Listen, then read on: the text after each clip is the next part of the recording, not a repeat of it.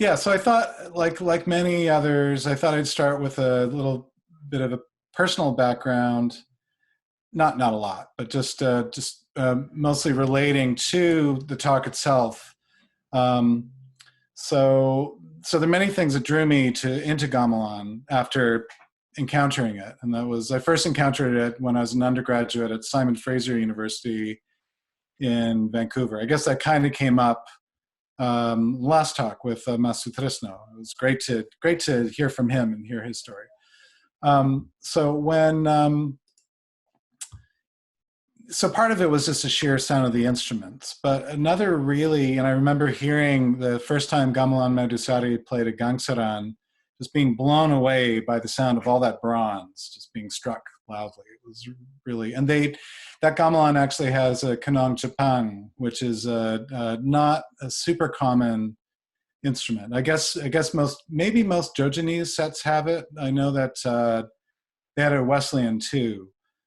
So I think low pitch 5, but just a really big sound for a kanong. In any case, so that was one of the things. But another thing was the sense of time. So that's what I'm going to be talking about tonight. And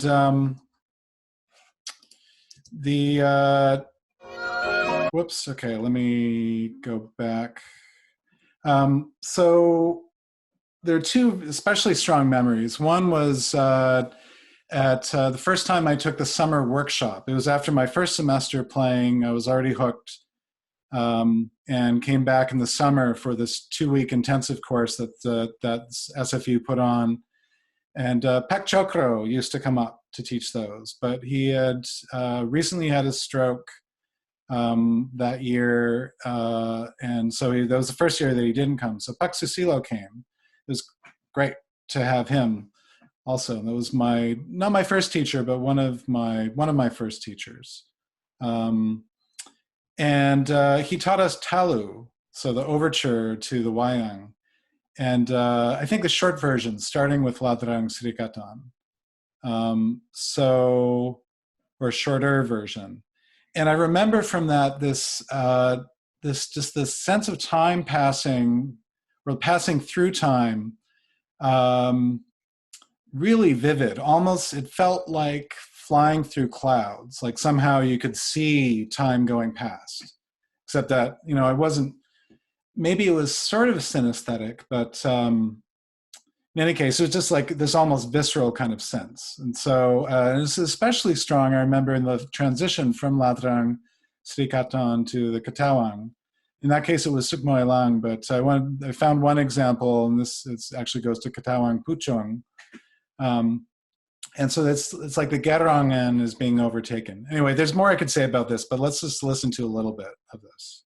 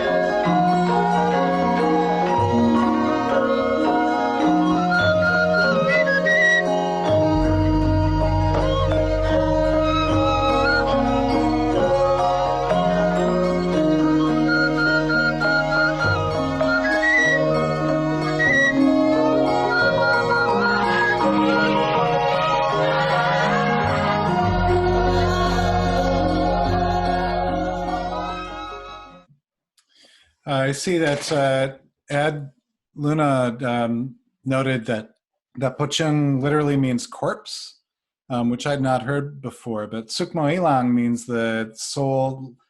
The soul is lost, I believe, would be a, kind of a literal translation of that. And I don't know, like, I mean, I don't think gamelan isn't really heavily programmatic music. I think it's fair to say. Um, but it did kind of feel like passing away. And I do understand, my understanding of the Talu cycle is that it is a representation of the life cycle. So Chuchut Bawok being the birth, and so on. In any case, that would, yeah, getting further into that would be a fascinating topic, but would lead me away from the focus today. So I do have a fair bit to get through, so I'll keep going. So the other really strong experience is when I first went to Solo in 1993, going to the Kraton. I think that was the first, back when they had broadcasts from the Mangkunegaran and Kraton in the evenings, and in daytime as well from the Mangkunegaran. But I remember, I think the first one I went to, when I figured out when it was and to go, was at the Kraton, and hearing an ensemble go into Irama Rangkap for the first time was, again, it was another one of these mind-blowing experiences, just really, really exciting. So this aspect of the music, the temporal aspect, has definitely been one of many strong things that's really made me totally hooked on this music. So then I had occasion to explore this further as a grad student at Wesleyan, and ended up writing my MA thesis on it. And see, maybe there are many, many people that I would like to acknowledge for this. What actually I think I'll do is just point everybody to my master's thesis, which I'm going to be talking about, and there are the acknowledgments in there. And yeah, you can get it from my website here. I'll post the URL in the chat if anyone wants to grab it that way. So there are, I guess, just to not get into it. So they're my teachers, of course, Pakarjito, Paksumarsam, and all the teachers that I'd had before. Pak Midianto also when I was in Vancouver before going to Wesleyan. Many teachers in Java. And then as well, John Barlow, actually, for those, maybe there are a few people that know of John Barlow, an amazing professor at Wesleyan. And I had the privilege of taking an independent study with him, sort of reading about time and talking, just meeting with him once a week. It was really amazing to be able to do that and to talk with him about time in general and time in music. And then to would kind of pass on, try out some of my ideas about time and gamelan with him.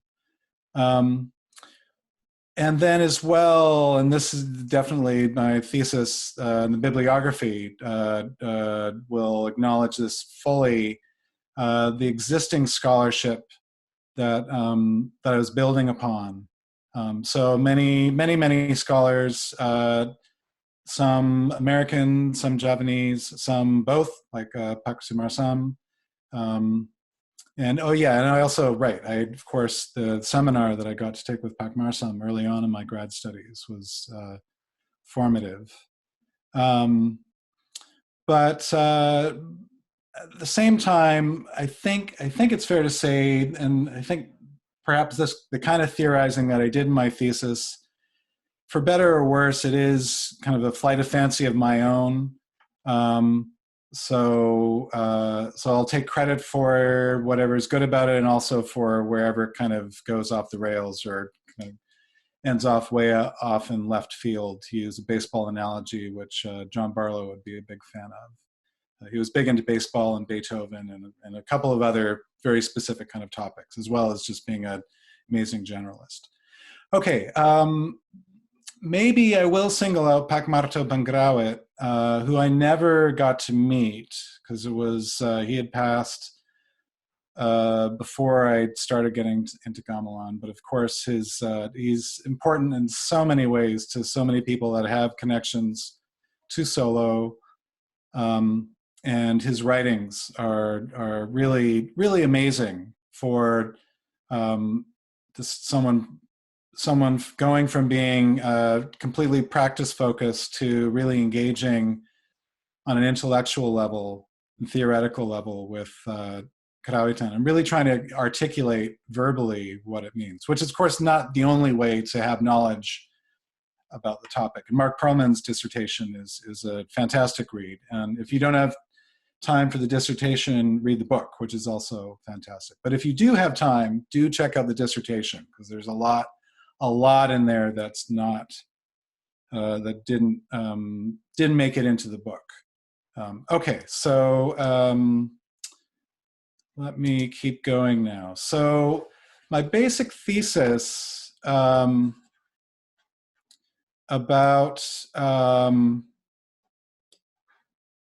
Karawitan is, or the thing that I was really interested in as far as the temporal sense, how there's a lot to it, but the main thing is this kind of sense of time being stretched, of time itself getting longer, or passing more slowly somehow.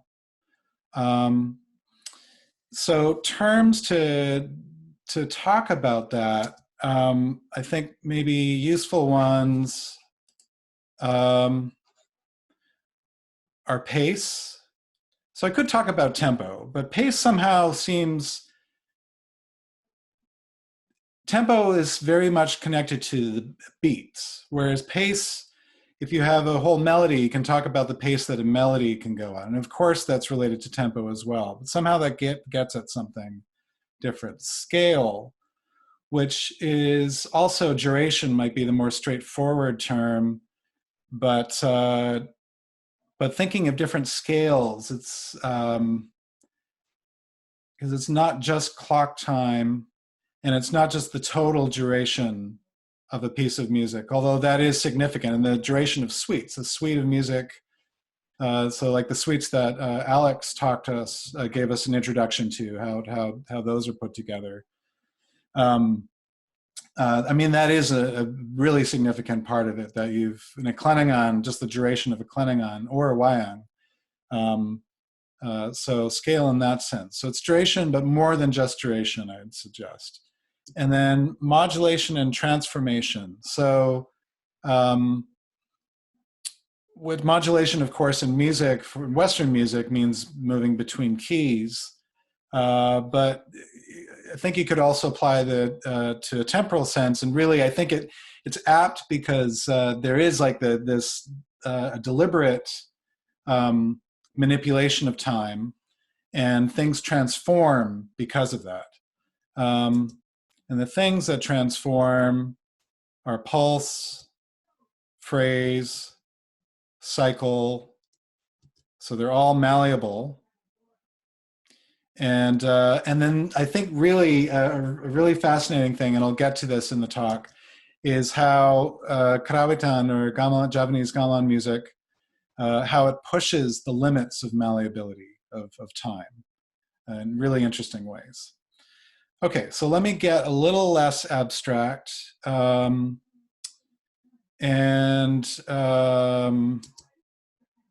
look at a key term, which is irama. So there are various senses to the term irama. The most general is just rhythm or a rhythmic feel. So you could talk about irama dangdut. So dangdut being Indonesia's most popular music, as Andrew Weintraub calls it, I think justifiably. Not necessarily always the most popular everywhere, but in any case, irama dangdut would be like the rhythmic feel of dangdut. Dangdut, something like that. So English analogy would be talking about a disco beat or something like that. So in Karawitan, it's commonly used to mean simply tempo. So you could talk about, I remember one time talking about the irama belum pas. So the irama is not quite right yet, which would be like a fine gradation of irama. But it's distinguished from irama, or from just meaning tempo, maybe to mean tempo level. And so I think that this should be familiar to many people. If it's not, we'll get to an explanation of this. And part of that is through the terms for irama. And I have here two sets of terms and the equivalencies. So one is just, and I think most people in the talk so far have talked about irama 1, irama 2. My understanding is that that is the most commonly used designations. But there are these other terms that they're the ones that I somehow ended up or kind of first thinking of, or that and that I end up using in my teaching. But maybe someone could correct me on this.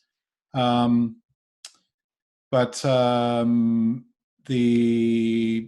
believe it was Pak Marto Pangrawat again who was responsible for really popularizing those terms at ASCII. And so I think it's because of that, because I had ASCII teachers primarily, teachers from ASCII, that I came to know those terms. So in the course of the talk, I'll examine some cases of irama in action, which will get even more concrete. I'm still kind of in this vague, or not vague, but kind of abstract theoretical talk right now. So irama in action, but also cases that are basically similar to irama, but where these terms that are up right now are not usually used. But first, a little more terminology. So maybe it's not totally necessary I think most people have at least a strong familiarity with Karawitan. Most people listening tonight. That was another thing I wanted to say in the acknowledgements. Just that my master's thesis, and I've given a couple of paper presentations for this, but this is the first time I'm presenting to an audience of Gamelan aficionados. So it's been a pleasure to rethink this in a way that it's not, where I can assume that people are a little more familiar with Gamelan, or at least that's their primary orientation, why they're listening to this talk, and not sort of speaking to other ethnomusicologists or other music theorists. But in any case, so comparison. So I came up with, I wrote down a list of terms that came to mind for rhythm and form, things having to do with rhythm and form in Western music. And then another one for rhythm and form in Karawitan. And then thought about, what about organizing these terms into clusters? And what does that tell us about the different ways that, rhythm and time are conceived in Western music? And so really, I'm hoping that this will kind of clarify some things. So what occurs to me is that Western music, generally speaking, the term beat is really important. Tempo is a key term. And so you'd have metronome mark. Nowadays, especially in popular musics and computer software, you talk more about beats per minute, or BPM. These are all classical terms here, which are really qualitative. terms for tempo. And they have literal meanings like walking, happy, and so on, lively. And then other terms really have to do with notation. So meter and time signature end up being, they're not totally the same, but roughly they're often kind of in practical terms equated. So of course you have duple and triple time. You don't need that distinction in Karawi time because it's always duple unless it's a handful of pieces, kind of more experimental pieces, like Parisuko by Pak Marto. So yes, and then in terms for form, what about those? What strikes me about these is that a lot of them have to do with melodic organization. So sonata form is there's many tomes written about sonata form. But even that is kind of, it's about pitch, as that you have the sections. It doesn't tell you how long the sections could be, although there are also tomes on proportion in sonatas and stuff. But in any case, I think I think that's sufficient to kind of give a sense that it's mostly about tempo and kind of rhythmic feels, moods from tempo, and notation or melody. Now, if we look over in the Javanese terms, there are terms for units, which are units of melody, but they're also equally temporal units. So a gotro is roughly, I didn't write measure actually, that would have been another term over here. So it's roughly like a measure, so a group of 4 tones in a bulungan. And then you can have a number of gotro per kanongan, usually 2 or 4 kanongan per gongan. Chenkok is, nowadays it's mostly, that term is usually used for the patterns played by Gender and other panurusan, like Gambang and such. Roughly parallel to gotro, although that can get, it's not always parallel. So yeah, so that's one thing. Then form, maybe we'll come back to that in a bit. Then there are terms like these, that these two especially, that are about the relationships between parts that define form. So the structure marking parts. And I think Alex talked a little bit about this in his talk, but let's look at a concrete example. So here are 2 pieces, Gamish Sawit and Megamandung, again, 2 pieces that have been mentioned and Alex mentioned in his talk. So what this tells you is that there are 2 strokes of Kotok, and I'm assuming everybody knows what Kotok is, and I apologize if, we will actually get to that. So do remember, it's an instrument, and we'll hear it at least. Maybe see a photo of it. No, actually, I don't think so. I don't think I got a photo. In any case, 2 strokes of Kotok for every stroke of kanong, and this symbol is kanong. And they fall in the middle of a phrase. So it falls there and there. And so that would be the phrase. Usually, is that sense of phrasing would be 2 phrases per kanong. Whereas in Megamandung is Kotok Loro Awis. Apologies if I'm mixing Kromo and Ngoko. I don't speak Javanese. I only know a few terms to be dangerous.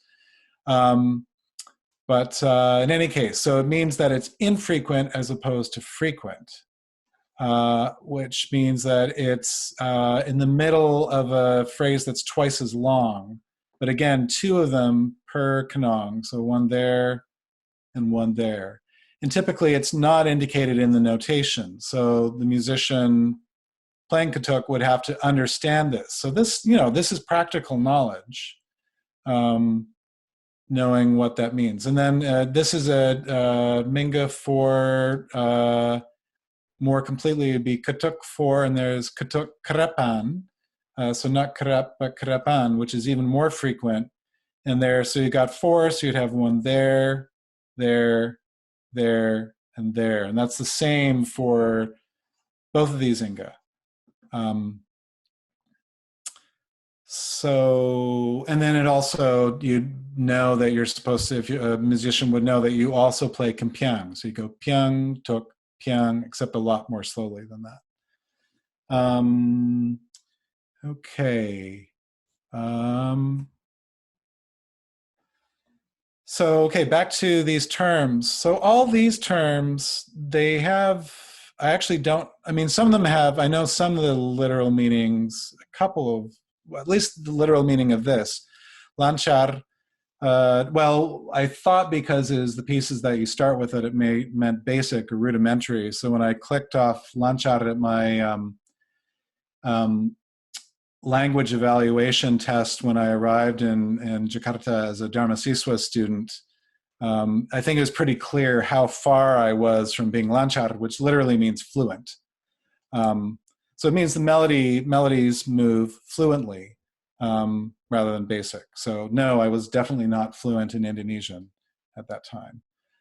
So these have meanings, and there's all sorts of other associations and implications of what these forms mean. But one thing that they do all imply is relationships and ratios of the frequency of certain levels of pulsation to other levels of pulsation, and how many pulses in one instrument you'd have for every one stroke of another. So how many, I'm here kind of deliberately avoiding the word beat, but how many bulungan beats there would be in a merong versus a latrang.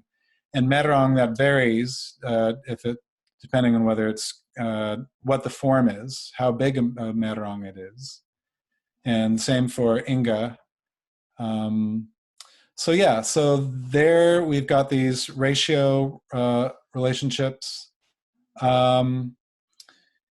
These terms here are sections so it's a formal terminology rather than strictly rhythmic. And some of these, like nilik, means literally to get small, which means to go into a higher register. So that's a melodic concept. Buka is opening. Sesagan, though, is a rhythmic concept. So it's a tempo that's played at a faster irama, and can get faster and faster. These terms for the idiom of bulungan. So mlaku is kind of regular bulungan. So going back to here, we have mostly a note on every beat, and then it shows where the rests are, which aren't really rests, of course, in the Western sense. It's not silence, it's holding the tone over. So, and then nibani, bulungan nibani, would be this kind of rest note idiom of bulungan. So again, it's from the word, the root of that is tiba, I believe. So it means to fall. I think I'm getting that right. So there's a qualitative sense to it as well. Although the term gets used for senses where like in a lancharan, if you have bulungan nibani, it doesn't feel at all like what it feels like in Gambar Sawit or Megamendung, which is part of what fascinates me about this topic and what I'll get into. Connecting forms, then all these terms, other terms for irama. So we've got some of the ones that Pakmarto or ASCII, or if I'm crediting that correctly, or that the other terms in circulation rather than just one or two. And Gropak, the very fast, especially Suak Gropak, so the fast ending where you kind of speed up, get faster and faster and faster right into gong. And then Chiblan and Kebar are drum and drumming styles, and dance in the sense of, and Kebar is a dance style. So uh, their quality, the kind of qualities that these allude to, but they also do have implications of density relationships of one pulse level of pulsation to another, or how many, but also how many phrases you have per larger unit. So per stroke of kanong or kanongan, or stroke of gong or gongan. Okay, so there's more terminology. But let's move to, and yeah, so maybe I won't say too much about this, but as far as forms go, and theoretical explanations, this is kind of a magnum opus. But maybe, I think maybe actually a little more complicated than it needs to be, and it was kind of in a certain vein. I don't know. That would be another conversation. But it is an attempt by Judith Becker, and she credits the students in her own seminar on gamelan that helped with this. So Andy Sutton, Stanley Hoffman, and then also authors. So, but yeah, a way how basically any gamelan form can be derived from any other one, although it goes from some idea of like there's a basic form, and then everything else kind of derives from that. I think it would be interesting to put together a taxonomy that also included irama, and showed different transformations. That I don't know, that I have a dream of doing a website project, which I might get around to at some point. But in any case, for now, let me get to what I do, and now we'll get to more concrete examples. I'd like to talk a little bit about how I approach this in teaching. So with my intro course, which I used to teach every semester, now I teach it every fall semester. So mostly people who are brand new, have never played gamelan before. So many people listening have this experience also, as those who are teachers. So it is, I don't know, partly it's because I'm so into this aspect of gamelan, but I feel like it does get to something fundamental about the feel of it to focus in on formal aspects from the get-go. So I also get people playing bulungan and practicing damping. So practicing playing the sadaran and dumong and slentum and such, and playing melodies. But I do this very early on. And one of the things I do, so I've got up here the basic pattern of kanong, kumpul, and gong for gangsaran. But what I do with this, eventually I write a circle up like this up on the whiteboard. But I start by doing this exercise where I get everyone to stand up. And if you want to do this, you can do it along with me.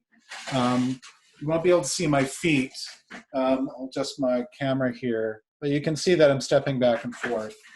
So I get everybody stepping back and forth at kind of a regular pace. The idea that the right, and this is my right, I don't know how that will look to you with what Zoom does. But that would be the stronger of the two beats. And that's where kanong would be. Let me just this a little bit. I'll be a little closer. Okay. Where kanong and gong would be. And I ask people to pretend they're playing gong with their right hand and then kumpul with their left hand. And so I get them going gong, nong, nong, nong, gong, nong, nong, and then add kumpul, nong, gong, nong, pool, nong, pool, gong, nong, pool,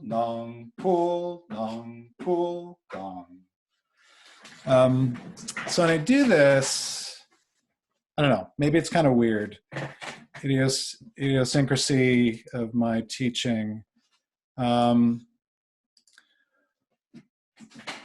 But I do it because I want the students to kind of feel it as an embodied pattern, and to have that as a point of reference. And when it's at that pace, it definitely is a rhythm. And it can be even a little faster, of course. I mean, gong, pull, pull, pull, gong, gong, gong, pull, pull, pull, gong. Gangshanan, of course, is the form where the bulungan is not playing a melody at all. It's just a drone. Two, two, two, two, two, two, two, two, two. We'll get to an example and actually hear it. But I'll continue on with what I do, and I do get the students playing it. So they also hear it in context. I do find that it helps people get the pattern more quickly, which is not necessarily an important value learning in context. I think there's a lot to be said for the slower learning, the less explanation and discovery that happens when, and I think, yeah, Alex, again, well, and Phil, both of them talked about kind of being thrown into a situation and how much you learn from that. So there's a ton of value in that. But in a semester-long course, for better or worse, I found this way to kind of accelerate that process. So to get that stronger sense and awareness of the structural parts. Anyway, that's my rationale.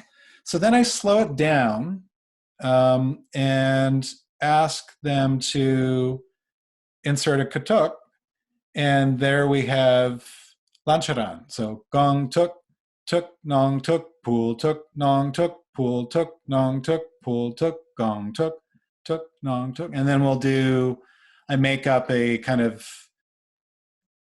simple lancharan, bulungani bani type. So maybe like 3 2 3 2 6 5 3 2, something like that.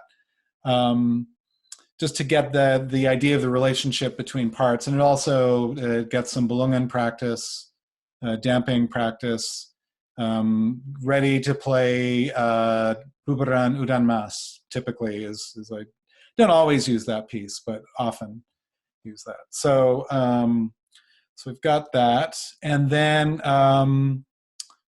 slow it down once more. And at this point, I shift the focus to starting with the Kotok player. Sometimes if it's a really full class, I'll have Kempiang and Kotok, separate people on Piang and Tuk to start with. And this alternation between the two parts. So Piang, Tuk, Piang, Piang, Tuk, Piang, with that rest in it. And getting the players to leave that rest, that can be a tricky thing to do at first. So this is like a cycle, a short cycle within a cycle. And then once that's in place, I have the other students play the Nong and Pool, Kanong and Pool, Kampul, and Gong, and really wait to listen for how the Pyang Tuk Pyang fits in between.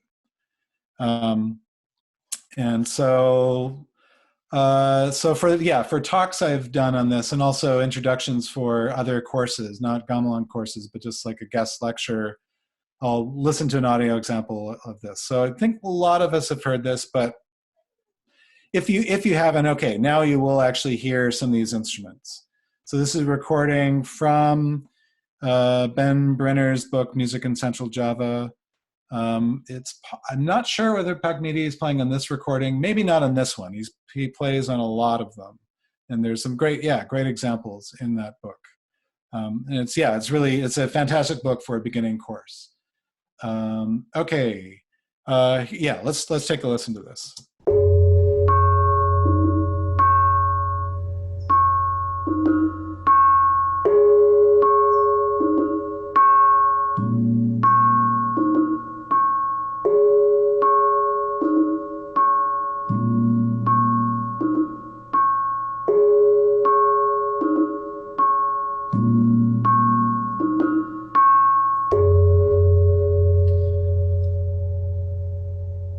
So what I do also with doing this very quick introduction to these forms like this is really I point out that as you can see, the underlying um, gong, nong, pool pattern is the same in all these three forms. What changes? So one obvious change is that it gets filled in with other parts. But really, I think the scale is just as important to the difference between these forms. The pattern is really not incidental; it's part of it, but it supports. I think the more fundamental thing is the scale and just that pattern. It has something. It means something totally different. I would suggest at this pace. It's no longer a rhythm. The pool gong is no longer perceived as a rhythm. Now, we'll get later a little later in the talk, not too much later, we'll get to why that is, some explanations for why that is. But in any case, okay, so that's introduction to certain aspects of form. Now playing that was of course that was in Irama Tanggong, Irama 1, so the faster or more contracted Irama. So it's even more the case that the structure marking parts are no longer, or call-atomic parts as Jaap Koens called them, are no longer playing a perceptible rhythm, but rather punctuating. So their role is transforms. So there's the transformation part. And so it's even more the case once you get to Irama Dadi or Irama Wilet, Irama 2 or Irama 3. So we come back to the topic of Irama. So many explanations of Irama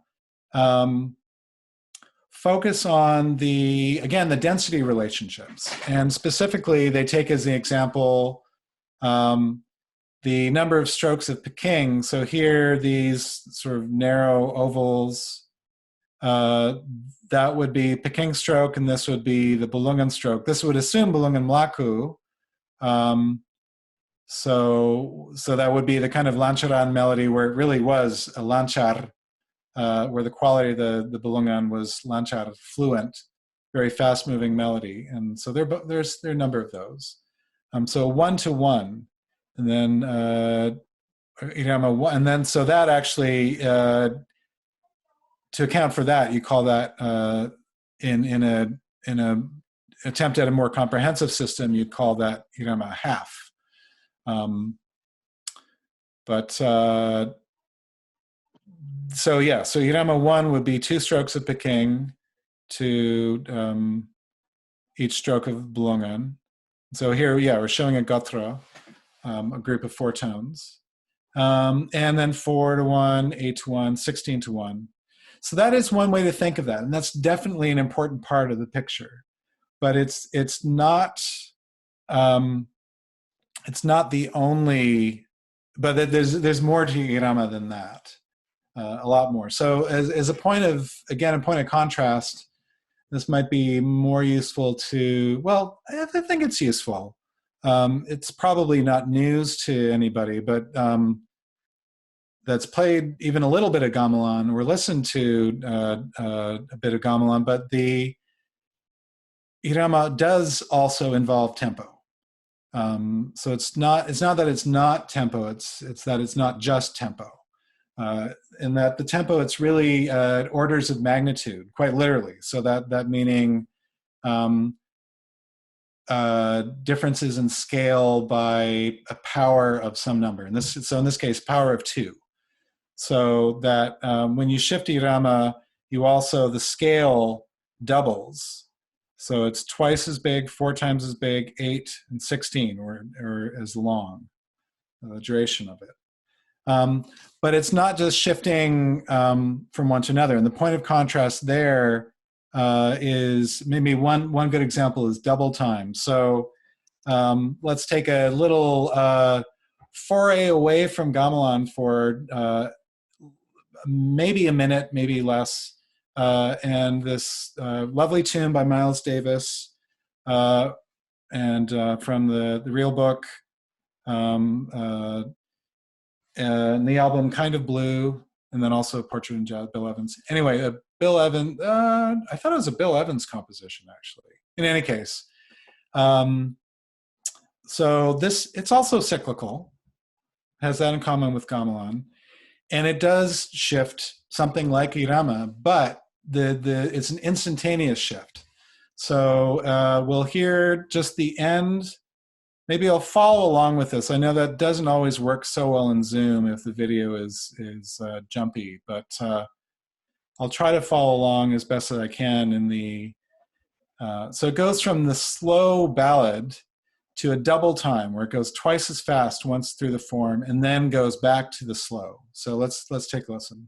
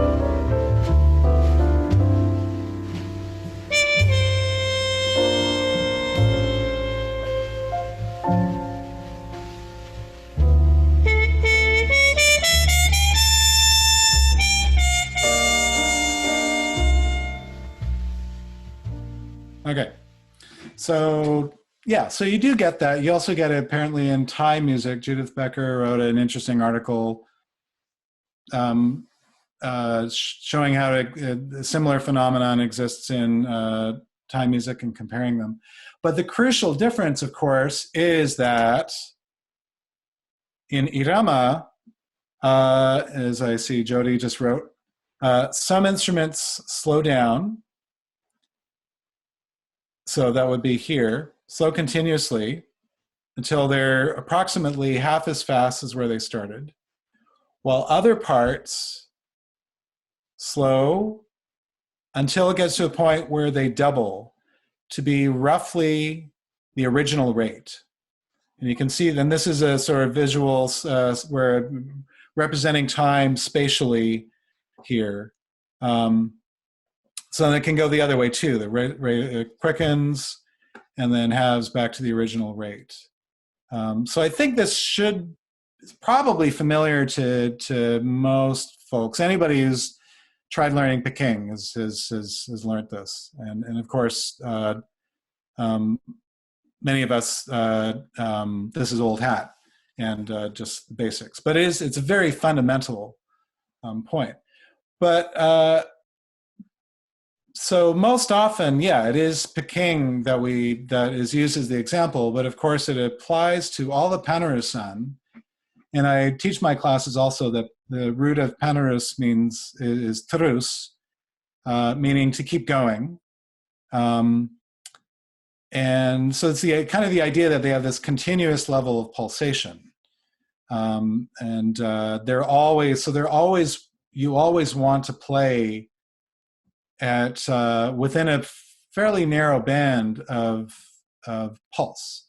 If it gets too slow, then you need to double, especially an instrument like gambang. So gambang is always something. This would be like a slow gambang, and then if it got that slow, then you'd have to double. And you just do that as a gambang player intuitively.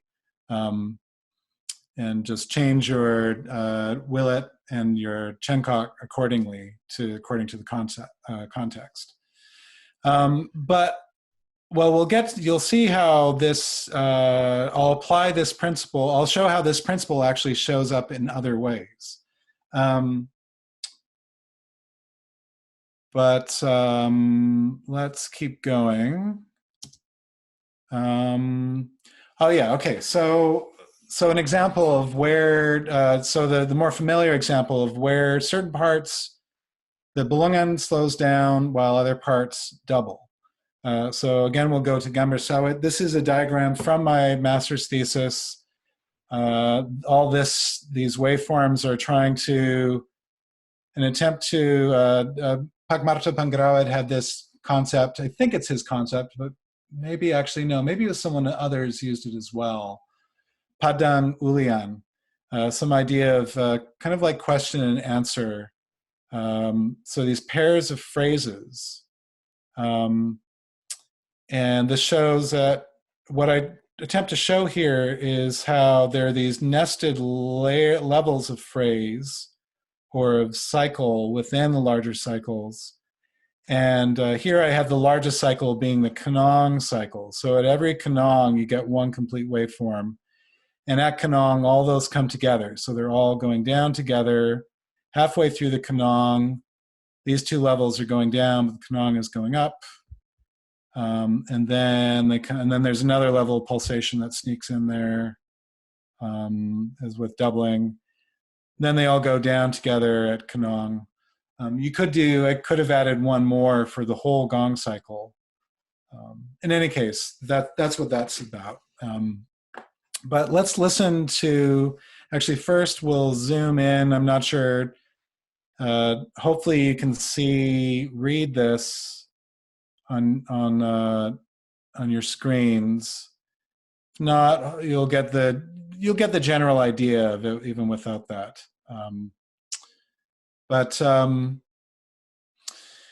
And here it's showing literally what the pulse, where actual strokes are in the bulungan, because there are the rests here, and where they happen in Peking. And this would be a representation of Panurusan. So Bonang Panurus, Gambang would be the most literal, or and Sitar or Chalampong also, usually articulating every subdivision of a beat. Okay, so, and you can see how it stretches out and where there are two doublings that happen. So let's take a listen to this.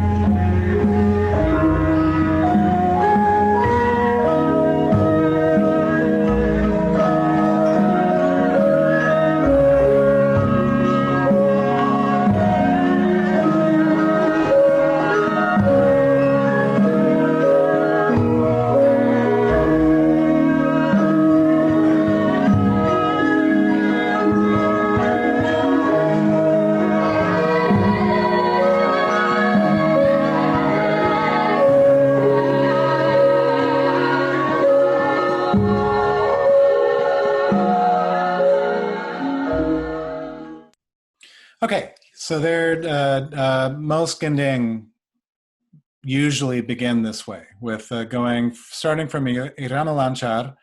You talk about the Panurusan, Gender would balung, and Rabab also balung, so they play along, they just literally play the bulungan to start with. And then there's this flowering as all the parts start having more space as the cycle expands to play their full parts, sort of half parts. So, and here's the literal Tanggong and the literal meaning of Tanggong, which is kind of in between, intermediate. So it's really just a transitional, and then Dadi would be, or Dados would be like Jadi in Indonesian. So something has happened, or it's realized, or we've got there. Yeah, so there's that example. This works in most cases to understand, and this is like, yeah, this is how irama works most of the time, and what it refers to, and in more specific terms. But there are other changes that are kind of like irama. So one of these is actually, so the forms that I start with, that actually does correspond to something in an actual piece. So in this suite, which would be used for, actually, I guess it's dance accompaniment, isn't it? For lawong, am I remembering that right? So a strong male style dance. I think Mastres could confirm that. It's Georgia style. So Gending so a loud style piece that starts with Gangsaran. So you've got just droning on two. Here it shows Gong Suan, then Gong Agung. So it goes through that a couple times, repeat signs there, and then slows through this transitional thing, which is basically Lancharan structure. I don't know if I've listened to other recordings and not heard the Kotok there, so I don't know if it actually always plays there. And maybe the players who are most on top of it would get the Kotok in there. Otherwise, and the Kotok does play in Gangsaran, but it plays a tuk tuk, tuk tuk, tuk tuk, gong. So it reinforces the compul. So it's kind of an anomalous use of Kotok. Where it's usually just very strictly on kind of in between beats or in the middle of a phrase like that. And then finally it gets to the latarang. Okay, so I'm going to, hopefully this will work. I'm playing actually this in outside of my slideshow. Well, I'll just do it. If it doesn't work, then I'll come back and try to figure out why it doesn't work. But let's listen to a recording, and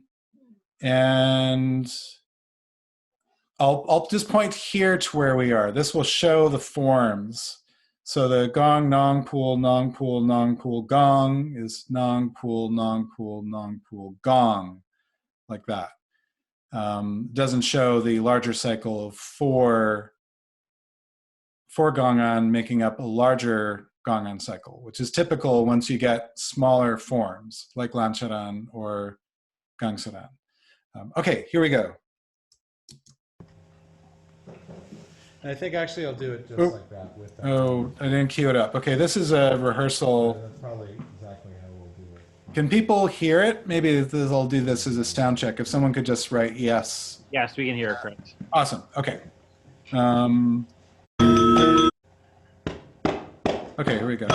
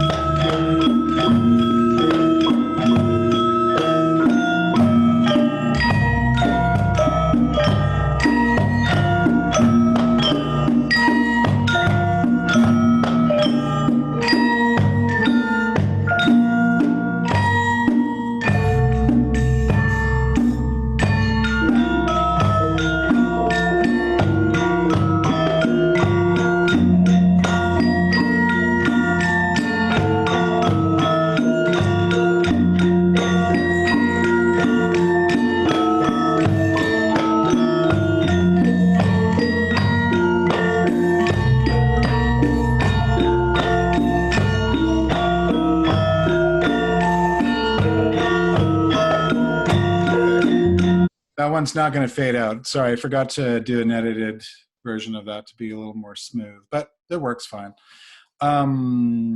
Okay, yeah, so there we have it. So here's an example where it's like irama in that it slows down, but it's not only the Peking that's doubling.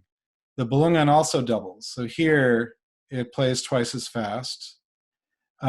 This rest 5 is actually at the same rate here. 5, 5, 5, 3, 6, 5, 5, 5, 3, 2, 3, 5.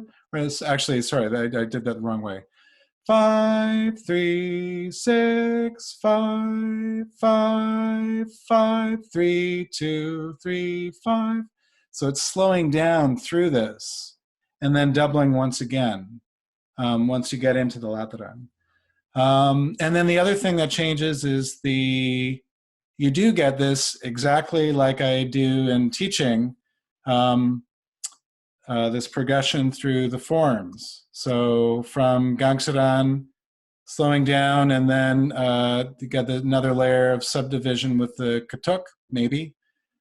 Maybe being maybe it would play, maybe it wouldn't, and would just wait until the Ladrang. But definitely in the Ladrang, it would come in with that. So it's the change in what happens in between the strokes of gong, nong, and pool as it expands. So again, it's kind of this flowering, just like the Gender pattern kind of goes from Balong to playing Chankok and Willatan. It goes here to playing its full patterns. The structure goes from kind of the germinal form of the pool, gong, nong pool, nong pool, nong pool, gong, to the full kind of flowering of the structure part with the piang, tuk piang inserted in there. All right, so an especially interesting case is, so back to Talu, the overture from the Wayang, really the core of it, and if you were doing maybe Wayang Padat, well, Wayang Padat, I guess they'd often begin with something other, they might not do the Talu at all. So condensed, that's the condensed, kind of the contemporary innovation with Wayang to do a condensed form. They might start with other music entirely. But if for one reason or another you wanted to do a short talu, you could start just with ayak ayakan. And this is done frequently enough in North America. But I think it rightly is considered the kind of the core of the cycle. You couldn't not have these in a talu. I think that's fair to say. So what's interesting here is, again, you have this transformation of structure. In this case, it's rather than expanding, it's contracting. It expands at the outset here with so it slows down through that first line. And this is assuming we don't have a buka here because it's coming from, I'm assuming here that's coming, this notation actually was coming from the Katawang. It starts out with just tuk in between strokes of kanong. Kanong would happen with gong as well here. So it's nong gong. I'm proposing that on a theoretical level, so even if that seems wrong, please assume for the moment that that's an acceptable way to think of a gong cycle. From a theoretical level, and maybe I could discuss that and bring up another. Well, I'll sort of discuss why that doesn't make sense. Various reasons why that doesn't make sense, other than that's not usually how it's thought of. But say that this is the cycle. So the cycle expands, and once again we get this expansion. So we've now, where it was one stroke of Kotok, now we've got two strokes of Kotok. So even just within the structure marking parts, you've got this. And the Bulungan also doubles. So you get that same kind of doubling happening. From there, it contracts. So I've got some other diagrams that show that detail, again from my thesis.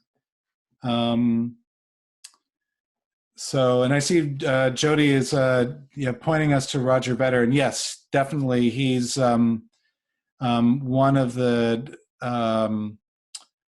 If I was going to single out a couple of people, a couple of American scholars, he would be one for some of the amazing things that he did in his master's thesis. So Jody pointed us to that. David Hughes did a really interesting article about Strepigon and Sampak, and that's part of what prompted me to think this way about it. Mark Benamou, his master's thesis, there seems to be a pattern of master's theses about rhythm and form in gamelan, and then we go on to do something else. And I'm no different. I did my dissertation on music contemporary, something completely different. But in any case, yeah, those are a couple of, but yeah, please do take a look at my bibliography, and that more fully acknowledges others, previous people that came before, and really laid some of the groundwork that I tried to build on in my thesis. So okay, here's showing in detail what's going on. So these different levels of pulse. Here, so this is kanong, and gong. So you've got 2 strokes of kanong per gong. And in talu, actually, in strepigan, this supports my contention that the nong gong can be considered a kind of gong cycle. Gong suakan continues being played for strepigan. Only in Sampak do you start substituting kumpul, and you might think of it as no longer a gong cycle. And I'll get to that and talk about that more in a minute. But here we see that it gets faster and then cuts in half. Whereas the other parts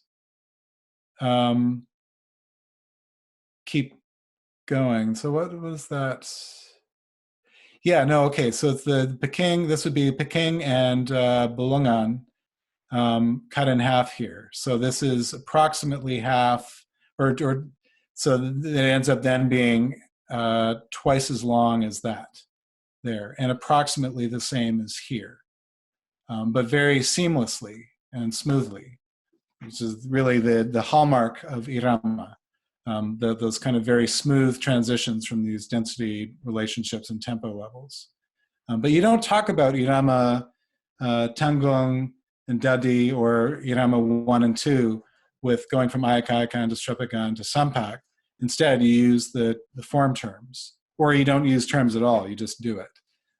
And somebody shows you how to do, or you watch what somebody's doing. So in any case, let's listen to, let's listen to these 2 examples. So the first will be Aikaikan to Strepigan.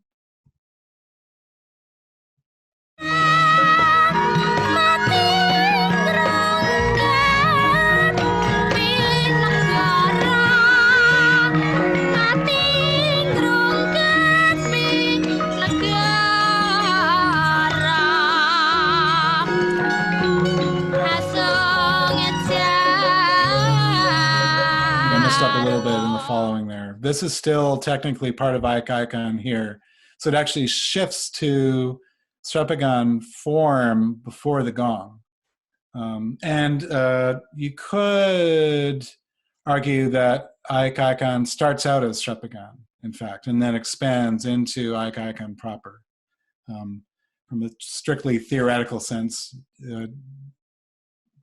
that's kind of what's going on. Okay, so, oh geez. Okay, so let me, no, okay. We got to listen to that again. I guess no harm in that. So we'll listen to, because I've got the 2 examples in here. We'll listen to Aikaikan to Strepigan again, and then I'll play the one Strepigan to Sampak.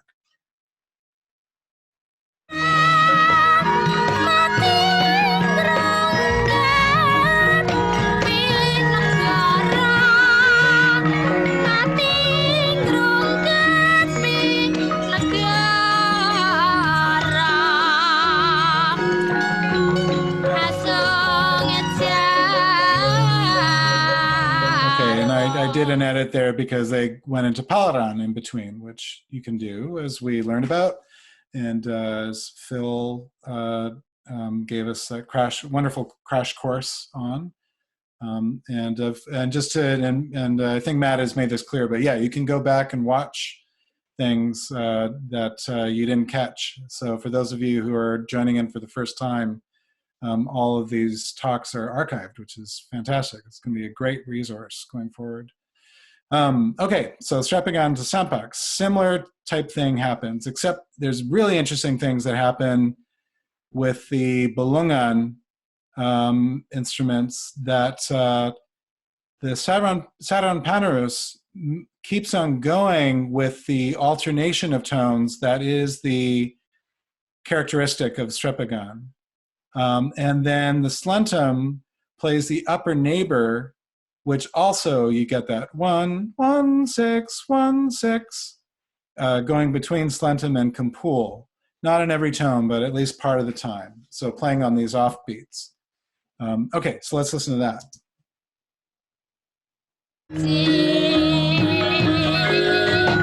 It starts a bit before.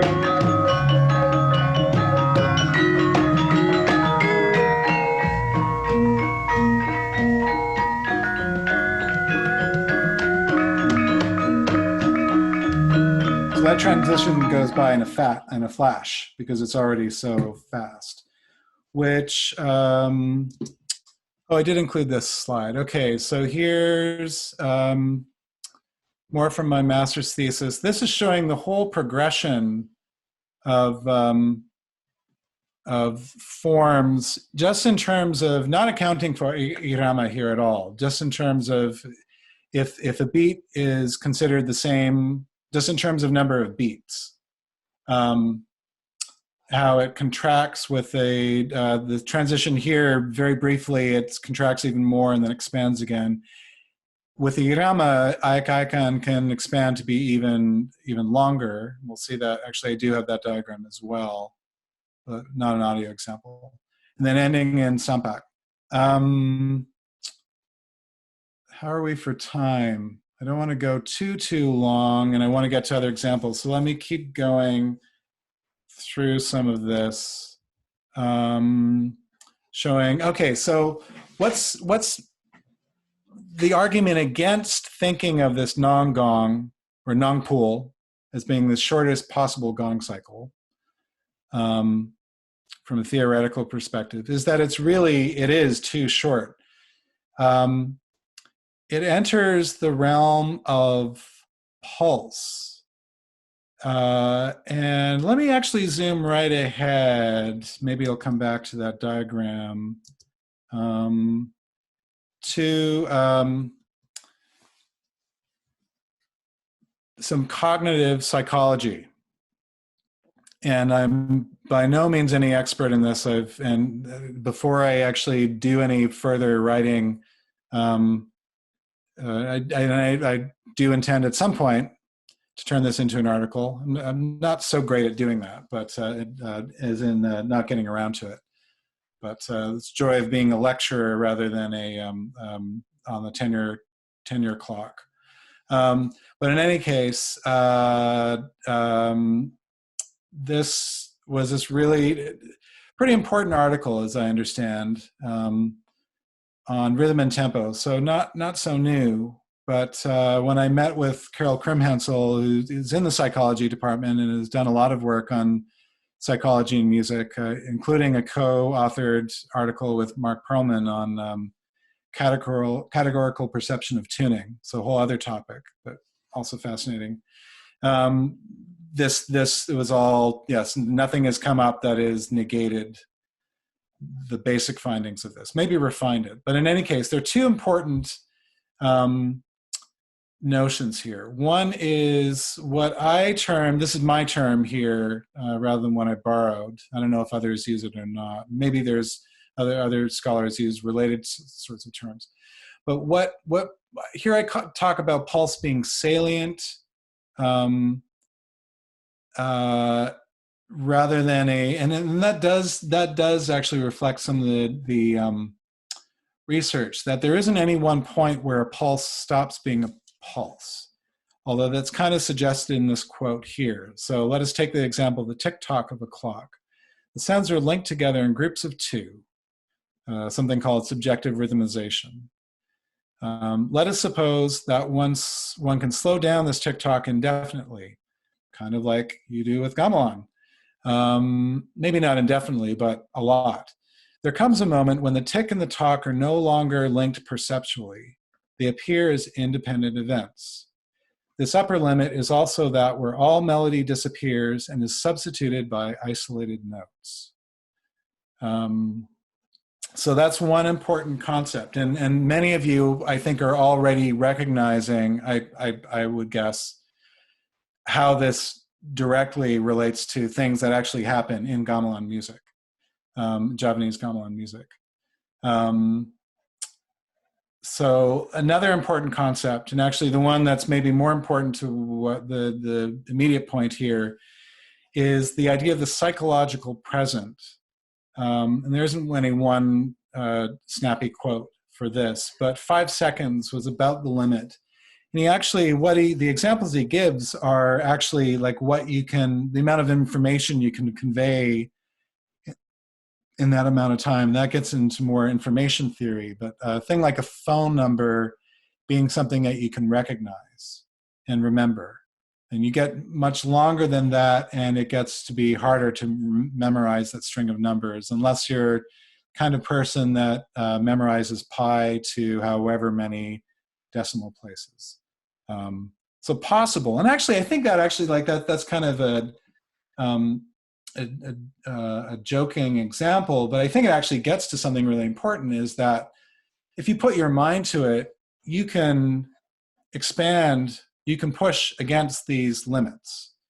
And I would suggest there are musics that do this, and Karawitan is one of them. Korean music is another one, actually. The way that pulse works in kugak, in traditional Korean music, is fascinating. And I did a workshop in Seoul a few years ago, and watching this chord ensemble, or this musician play. It was in the conservatory or the National Kugak Center. Watching them play in unison at this extremely slow tempo or pace, if I want to use that term instead. Maybe they would use tempo. I'm not sure. Actually, yeah, I don't know what the Korean term. Anyway, but like in unison, the way that they stay together, again, with no conductor, but also, unlike gamelan, with no obvious subdivision of the pulse. Anyway,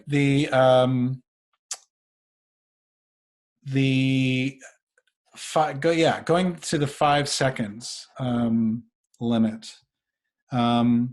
This, I think, is where it really, this explains why, okay, back to keynote. Why, the other thing that happens with Strepigan and Sampak is that the phrase doubles. And so David Hughes, his article really shows this, that there's a basic pitch sequence, and this would be just part of it, 2, 3, 1, which is treated differently in Aikak and Strepigan and Sampak. So in Sampak, you take that tone and you play it each one 4 times. So the sequence of tones, you play each one 4 times. Strepigan, you mostly alternate with a neighbor tone, usually an upper neighbor tone, except in Pelog, where you might not have it. If you had 7, then you'd have to use lower neighbor tone 6. And there's often a little cadential phrase to mark where there's a stroke, an actual stroke of gong there. But the other thing that's happening here is that the phrase, so the phrase is expanding. Here you only have 1, 2, 3, 1. Here you have 2 2s, 2 3s, 2 1s, and here 4 2s, 4 3s, 4 1s. But the length of phrase is also staying constant by doing that. So here I think is where it reaches a limit where to get the cycle getting too short would be unsatisfying. aesthetically. And this is kind of theorizing about it, right? So this is the flight of fancy that I apologize for at the outset.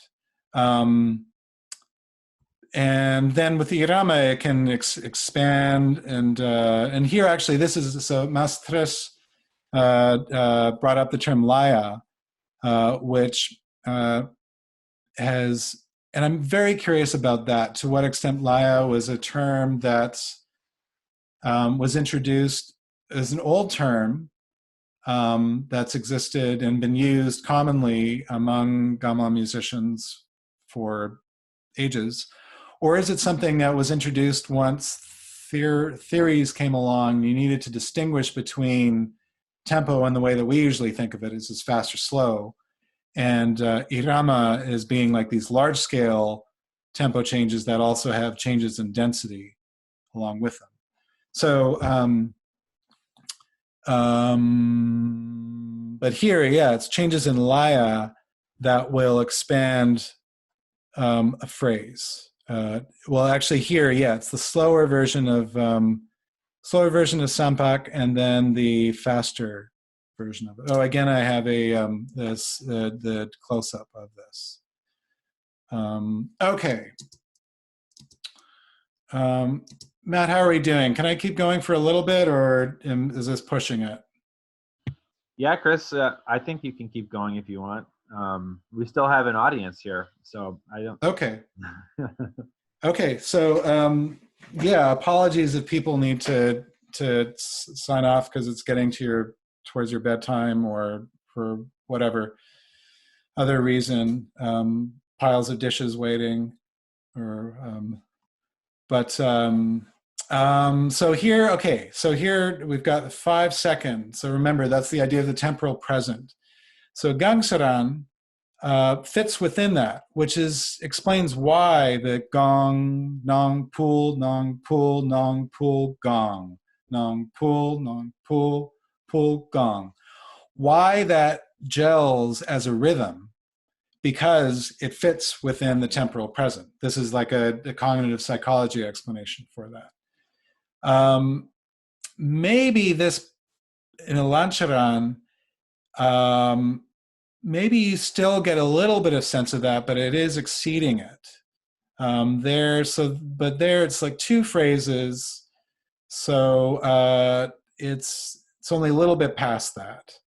But then in a ladran, you get considerably past that, and the events are no longer perceptually linked.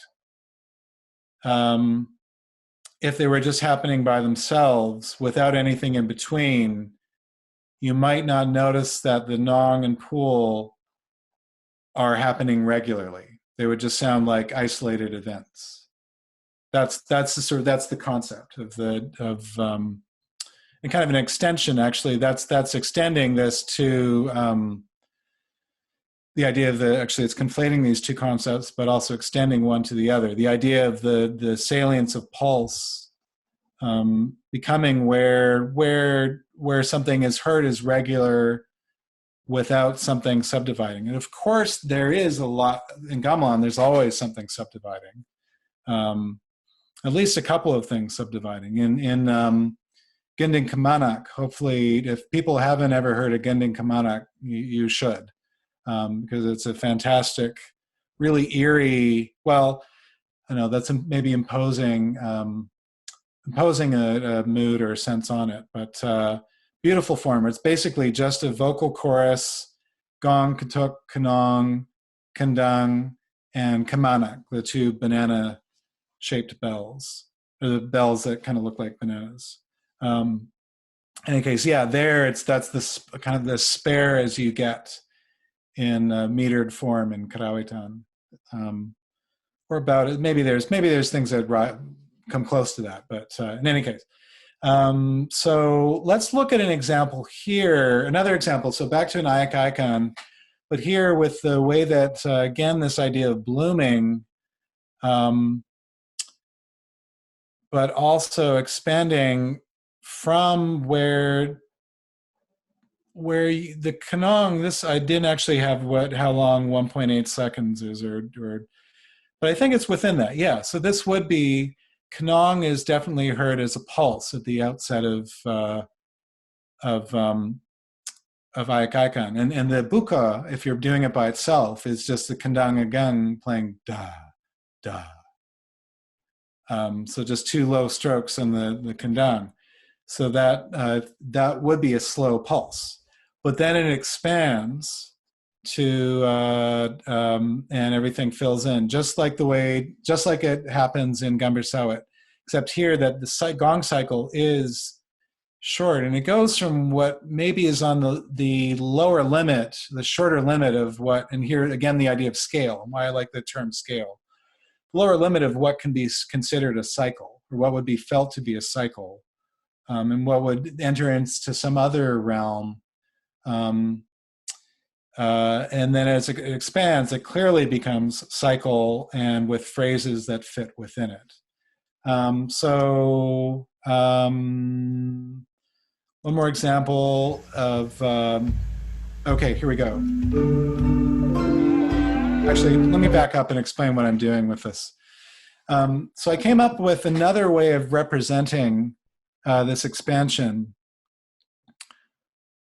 So these diagrams, of course, they're not, I remember the first time I saw one, I think was a video with Paxusilo doing the narration. So perhaps they were used in Java when maybe around the time that conservatory started, and you went from the sort of nyantrek or chantrek system, which Master Sono's mom learned, and many musicians learned that way, to the way that Mastres described learning, and many other people learned, which they may have learned both ways, or with their family, but in schools. And so with schools, you get more formulated pedagogy. Maybe I'd actually be very interested to hear if there's any. I haven't explored this question, but whether those circular diagrams, whether that's a kind of a Western scholarly invention or application, or whether Gamelan or Javanese theorists came up with that themselves. But so the analogy there is kind of clock, the visual representation of time, which is a clock, an analog clock. You go around, I don't know which way would be clockwise for you, maybe that way. But what if, and so Paul Fress talked in that quote about what if the tick-tock slowed down? It's like, okay, what if you represented that in a way that tried to be precise? What if the linear movement along the line of the perimeter was constant, meaning that the circle had to get bigger, so that you're moving, as you move slower, as you rotate more slowly, you need to have a bigger circle to be able to keep moving linearly at the same rate. So it kind of spirals out. So that's the basis for this diagram, and this kind of very crude animation you'll see here. If anyone knows any tips on better ways to animate, I'd love to hear about them. But here is Ayakaikan Kalaran, the Ayakaikan that's played at the close of any time a gamelan plays at the Mangkunagaran, at least in a more official function. So it expands, and then a vocal part comes in once it's at its slowest point. So I'll be stepping through here, and hopefully it'll be clear enough through the Zoom with the video, through the different expansions. And you can, at least by the end of it, you'll see it expanding out, even if you can't totally follow along. Okay, here we go. You'll hear the da, da. Actually, giving a little heads up that it's about to start. A little tap on the middle of the head before the open strokes. Here we go.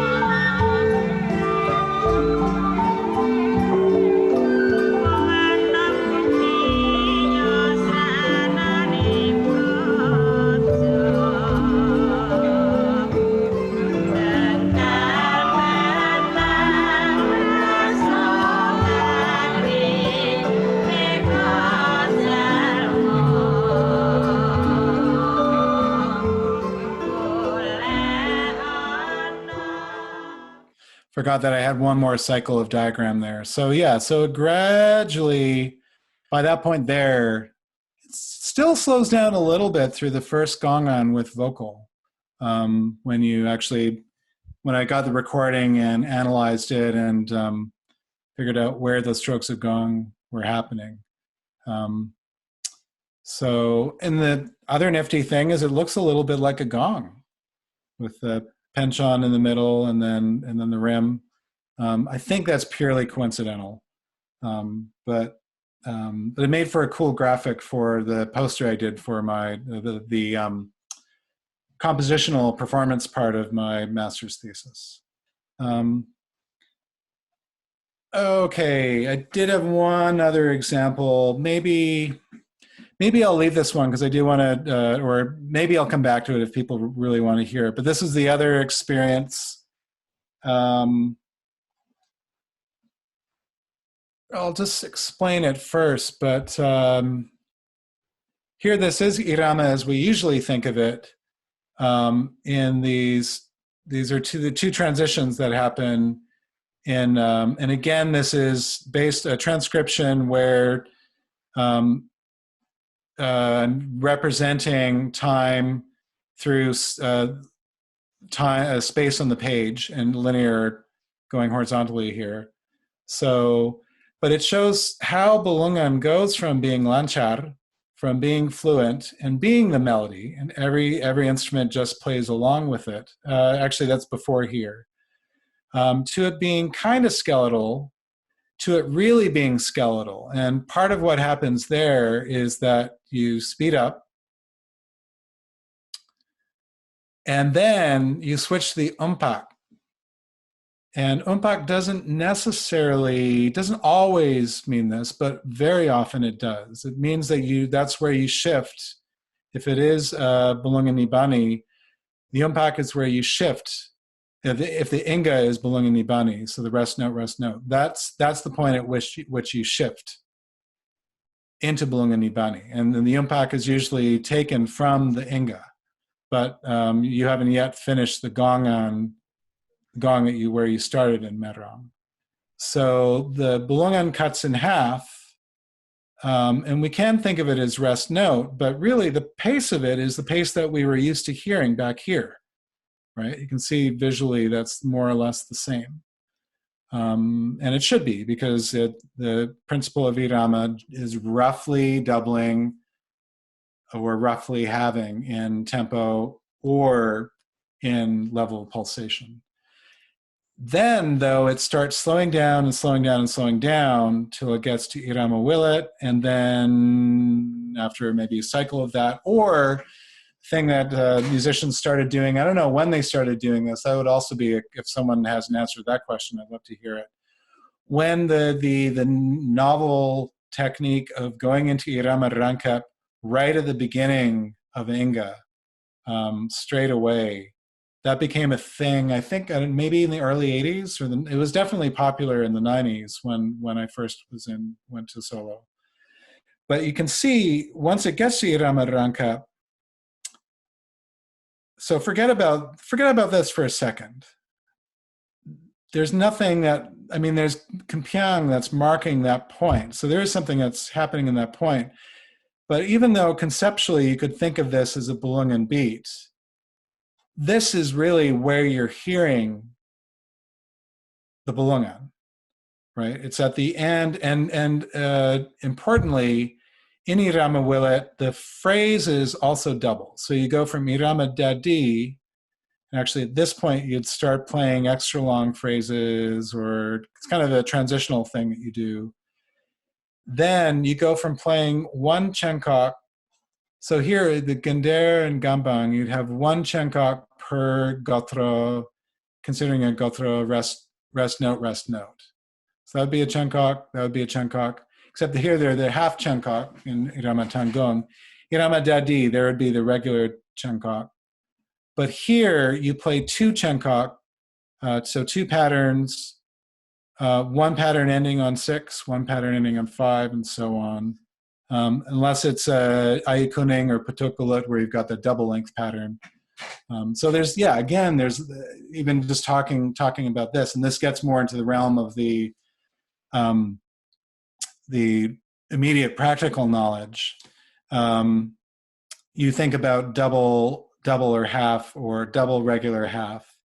Rangkap literally means double, and it's used in many other ways other than just Irama Rangkap.